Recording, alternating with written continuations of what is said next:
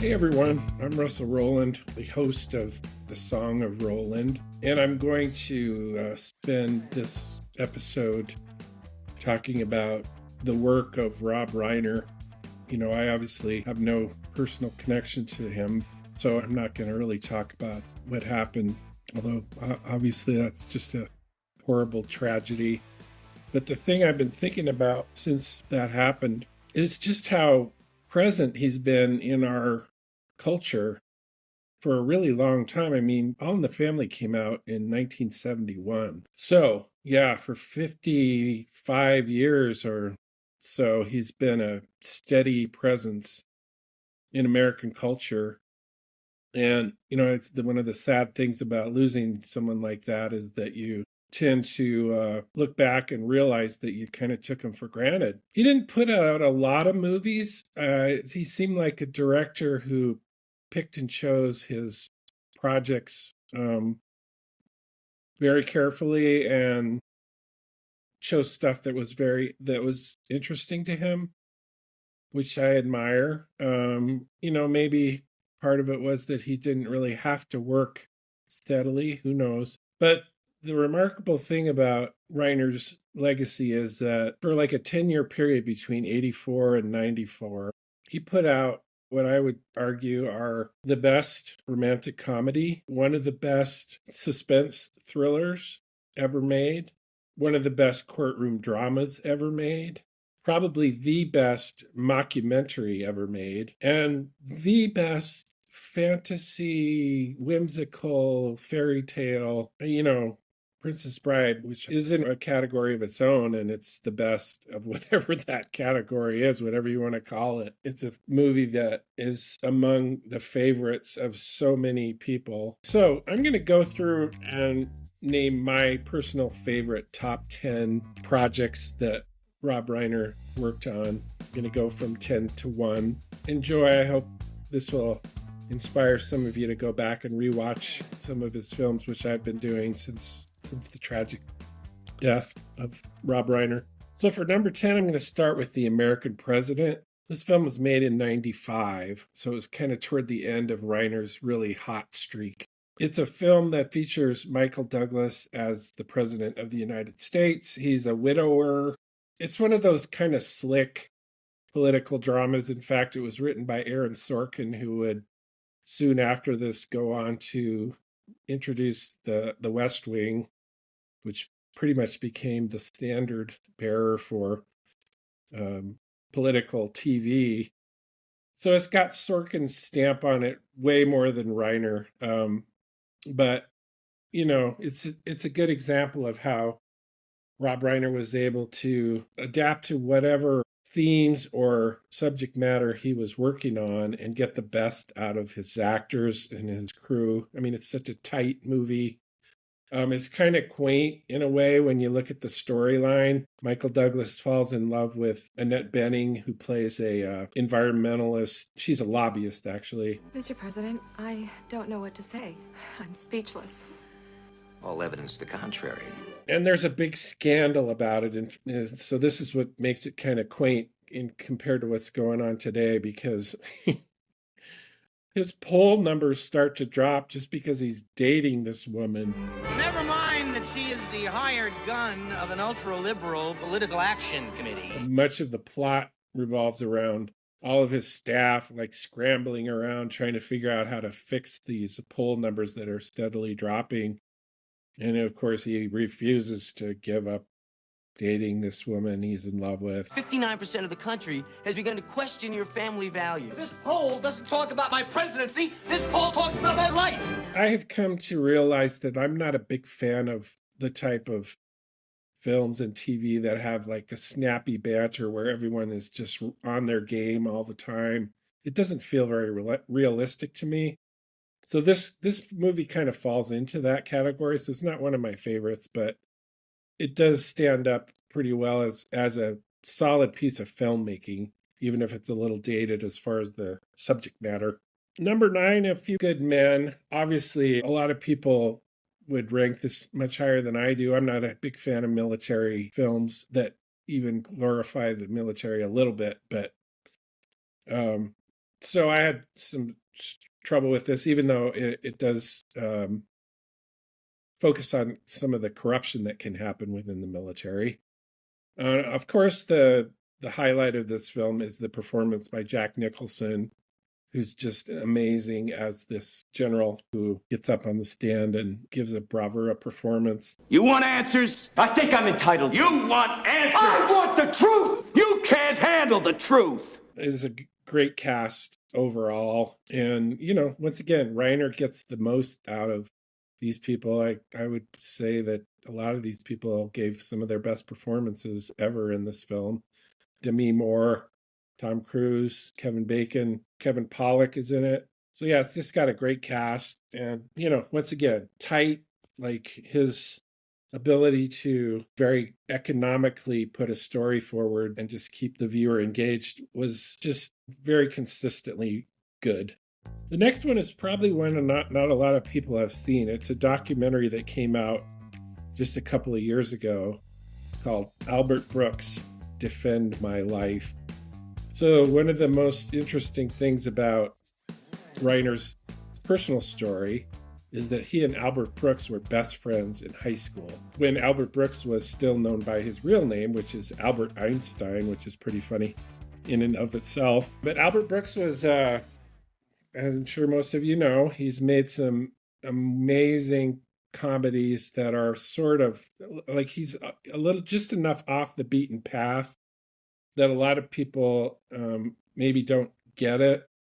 But his films are, to me, hilarious. Defending Your Life is one of the best.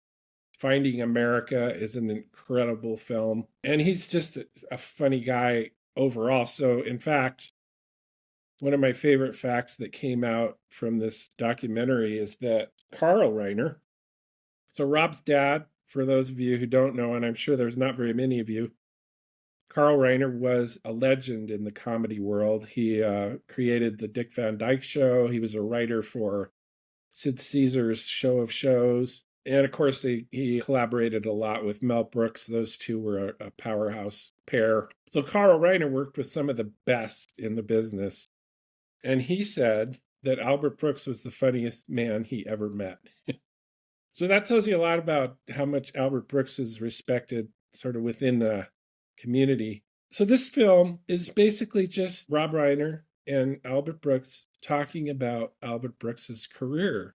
And it's a beautiful conversation between two old friends. Albert Brooks talks very openly about how hard it's been for him to get his films made because he's just so unique, just not quite what Hollywood would be looking for most of the time. But every single one of his films is just so they're just all so good.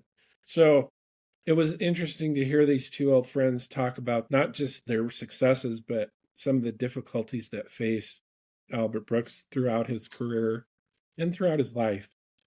It's a wonderfully touching and personal film. So the next on the list is All in the Family. And how can you not have a list of Rob Reiner without All in the Family? So he was only 24 when he was cast for this role. And of course, he played Archie Bunker's son-in-law, married to Sally Struthers. And, I think as much as Carol O'Connor gets as much credit as most of the credit for the success of that show, as he should, he was just brilliant in that show. I think it's pretty obvious that his character would not have been as effective if he didn't have a foil, if he didn't have someone there who was constantly challenging him and constantly getting under his skin. I mean, nobody provoked Archie Bunker more than Michael Stivic, Meathead. And Reiner was just great in this show. Hey, what kind of a dirty crack is that? What did I say, Mike? You insulted my husband! Well, I hope not. For such a young guy, he just projected such confidence and passion for the issues that he was interested in. And of course, while Archie Bunker was conservative and not very educated and not very interested in becoming educated. Michael Stivic was very liberal and progressive, and so they clashed often. But there's also this sort of beautiful underlying affection between the two and respect. I mean, even when they're arguing, you kind of know that they have this bond that they can't get escape from. And it also helps that Michael and his wife live with Archie and Edith, so it's just an ongoing source of tension and comic relief in this epic classic TV show. And of course that put him on the map. The next thing on my list is another acting performance, and I think Reiner was also choosy in what he did for performances as far as his acting career. He was in a lot of stuff, but he usually had small supporting parts. He wasn't a lead guy, and maybe he didn't have any desire to. He was probably more interested in being the director than in being a lead actor. But he was in a lot of films that you might not remember. He was in Primary Colors, Postcards from the Edge. He was in The Jerk. He was in Sleepless in Seattle. A lot of stuff. But my favorite performance that he ever gave was in Bullets Over Broadway, which is a Woody Allen film that came out in '94. And this is one of my favorite Woody Allen films that's not as well known as a lot of the other ones. John Cusack is in it. He sort of plays Woody Allen. He's got the same sort of neurotic tics that Woody Allen usually has. But Rob Reiner plays this guy who's a writer. He's a writer, but he's one of these writers who sits in a coffee shop all day and talks about being a writer. And he hasn't produced anything for years. So even the people that are close to him talk to him behind his back, talk about him behind his back as being, kind of a blowhard.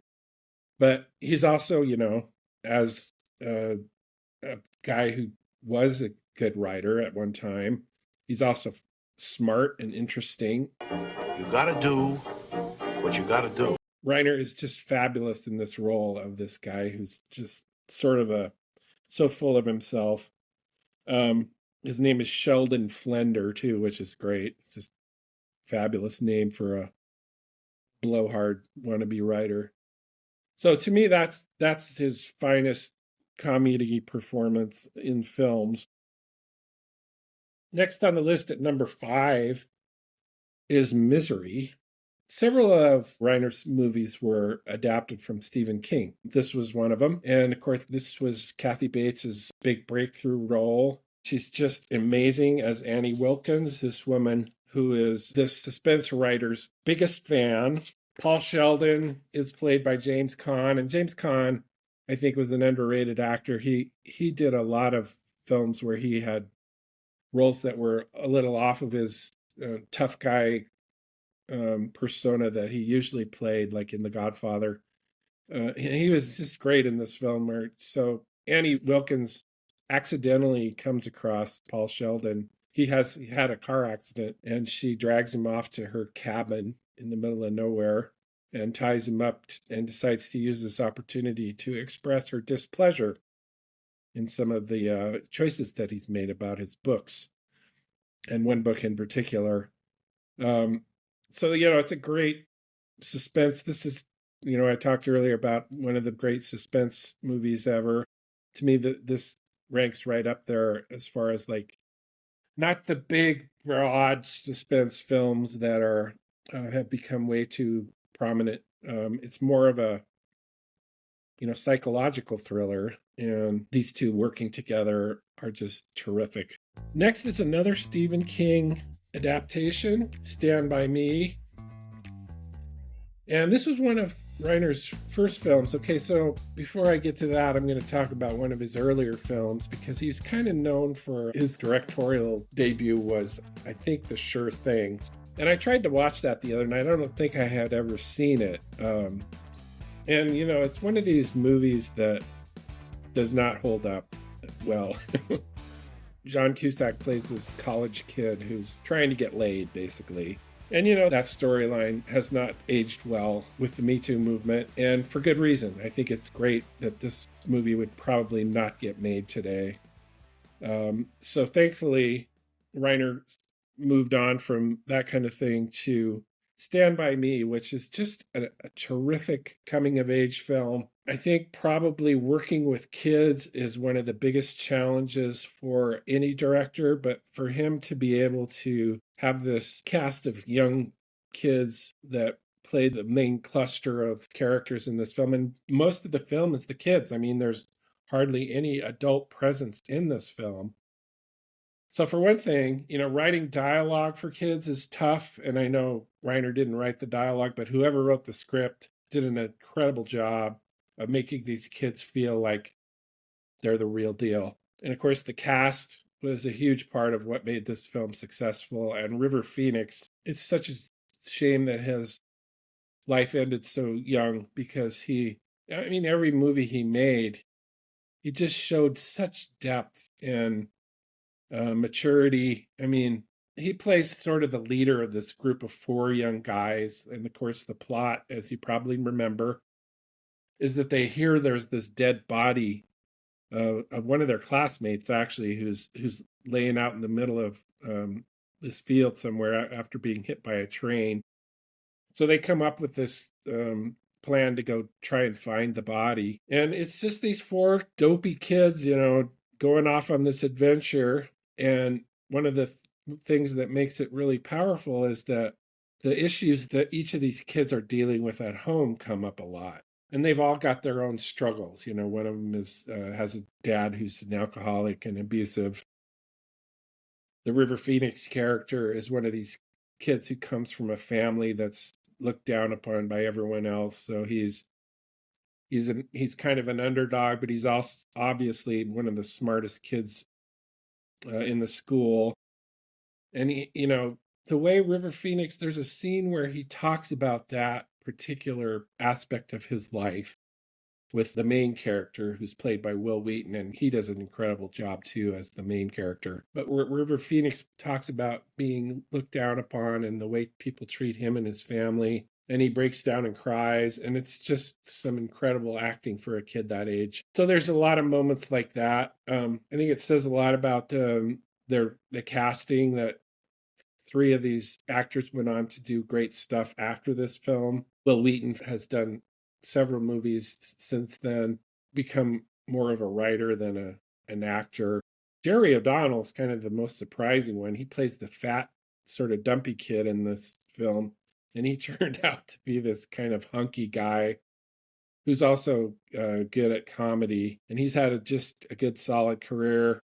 Corey Feldman made a lot of good films when he was a kid, but he's kind of tried to become the Michael Jackson of his era, and he's not good. He should have stuck to acting.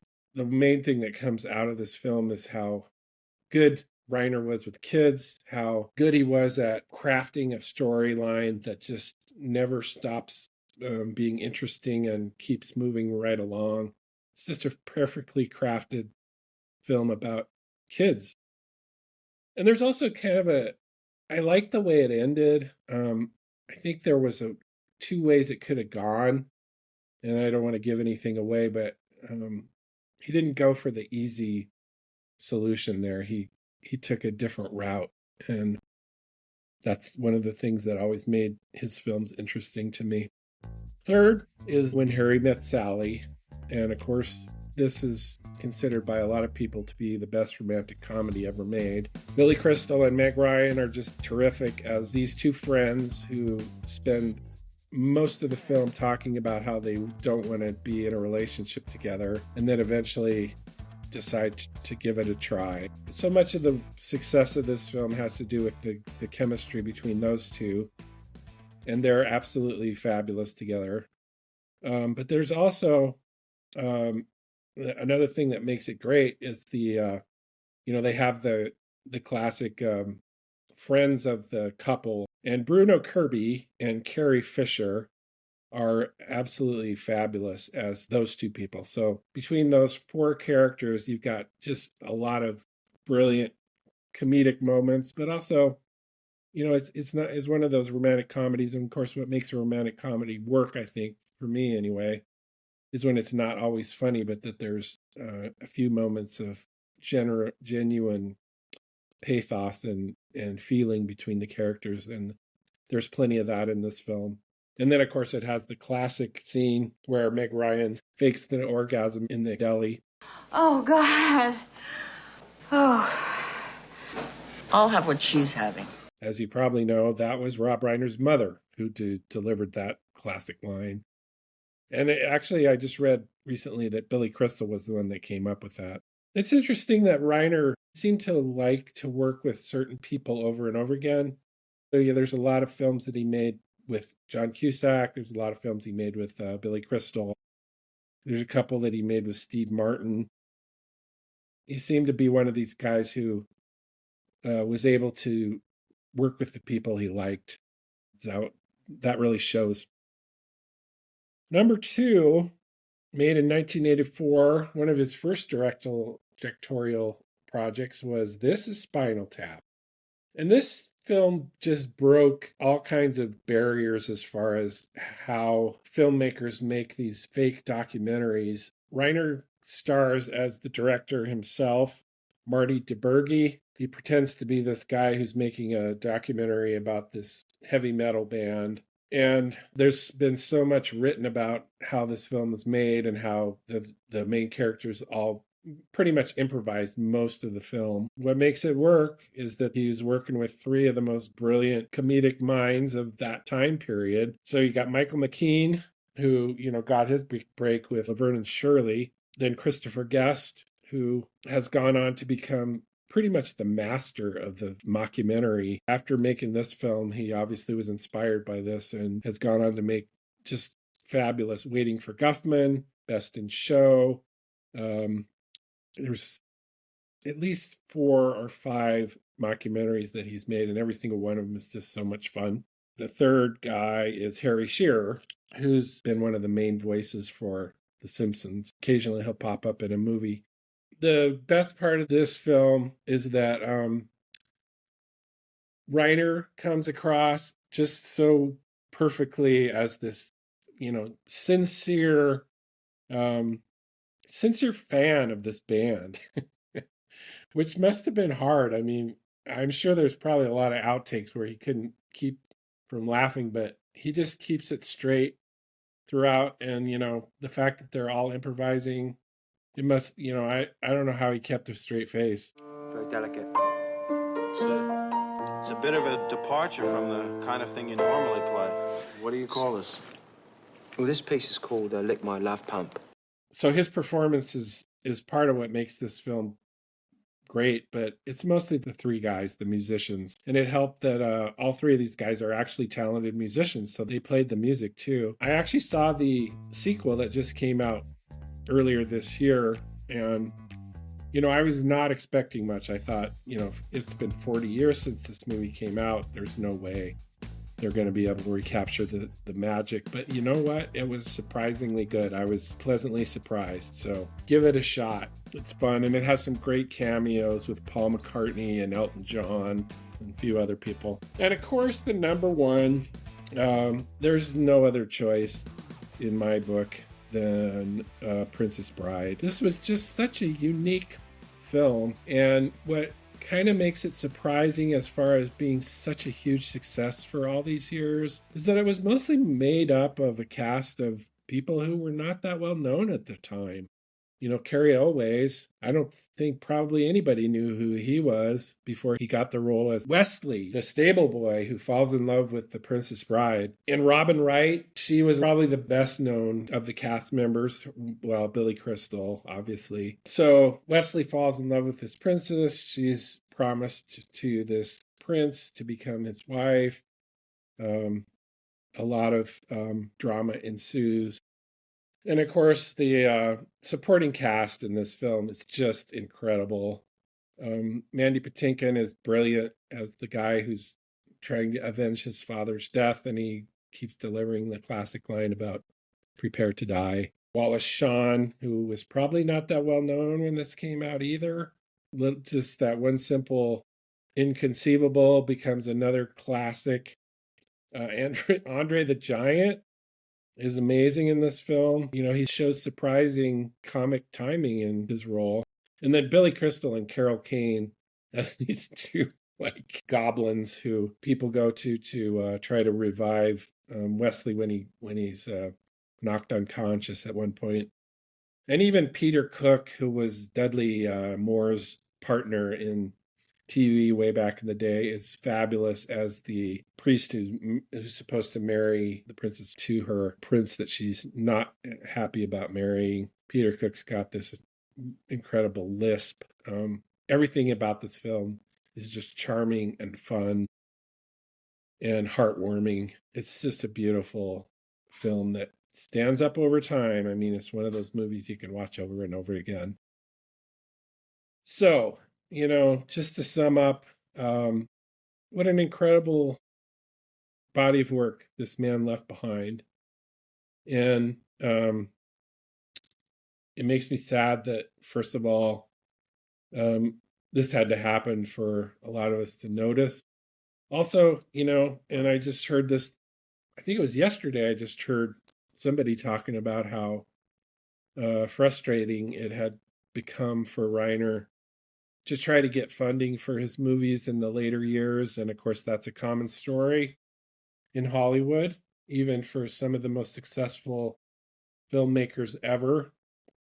But it's a shame. I mean, he should have been one of these guys who was able to do whatever he wanted to do. He was only nominated for an Oscar once for Best Picture for A Few Good Men, which is also kind of a criminal. I mean, how could some of these other films not be nominated for Best Film? And he was never nominated for Best Director, which is definitely a crime. The best way to remember him is to go back and fully absorb yourself in what he brought to the world. Thank you for joining me for this episode of The Song of Roland.